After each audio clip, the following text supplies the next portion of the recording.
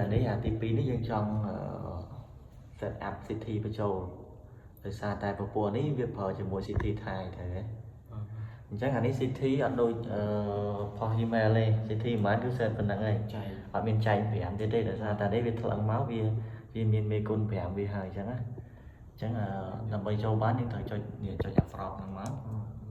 ហ្នឹងហើយហើយនេះ password របស់វា password នេះគេដាក់ pass ID pass ID វាដាក់04តាមទៅ enter ទៅទៀតហ្នឹង enter ចប់ហើយយើងចុចប្រកទៀតមកយើងចុចប្រកក្រោយនេះ enter ដែរបាទយើងចុចប្រកទៀតមកអូខេចុចមកអូខេនេះ CT វាដាក់ CT អញ្ចឹងដោយសារតែdigital man របស់វានេះ60 ទេអញ្ចឹង CT គឺយើងប្រើតែ60លើ5នេះវាដាក់ហើយ5ហើយបាត់ហើយចេះវាដាក់60លើ5ទៀតខ្ញុំចង់ set ដាក់យក100លើ5វិញឥឡូវដាក់100លើ5តោះ set ដាក់100លើ5វិញយើងត្រូវចុចអីដើម្បី set 100លើ5មកនេះអត់ចុចចឹងឯងយើងចុច enter វិញយើងអត់ចុចចឹងឯងចុច enter ឥឡូវ password នេះ password ត្រូវបាច់ចាំនេះបានបាច់ចាំដល់យកមកបាទយើងចុច enter enter ហ្នឹងហើយ enter ទៅដល់កន្លែងខ្ទង់ទី2ទៅនេះវាលូនចេះមានតែយើងចង់សេរីខ្ទង់នេះចុចឲ្យវាលូនអញ្ចឹងមកបើយើងសេរីខ្ទង់នឹងបានយើងចង់សេរីខ្ទង់នេះចុចលូនខ្ទង់នេះមកយើងសេរីបានអញ្ចឹងឥឡូវចង់បាន100លើ5ទៅធ្វើម៉េចចង់បាន100លើ5យើងចុចដាក់100មកអត់មានចែកទេអានេះមានចែកទេគឺអញ្ចឹងដាក់100មកអានេះ0អញ្ចឹងអាហ្នឹងយកមកអានេះ0អូខេទៅខ្ទង់ទី2យកលេខ1វិញខ្ទង់លេខ2នេះយកលេខ1វិញដើម្បីមកខ្ទង់ទី2បាន enter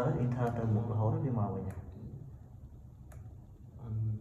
នេះហ្នឹងហើយយកលេខ1មកអាហ្នឹង100លើ5ហើយចឹងដើម្បី save បានយើងចុចប្រកជាប់ទៅហើយអានេះយើងសួរយើង save set មានន័យថាយើងចង់ save ឬក៏អត់អានេះ no យើងចង់យក yes ឬក៏ no យើងចុចប៊ូតុង add ដល់នេះវាលោត yes នេះយើងចុច enter មកបងមក enter មកយើងចុចប្រកមួយទៀតមកអូខេនេះ save វា reset ខ្លួនឯង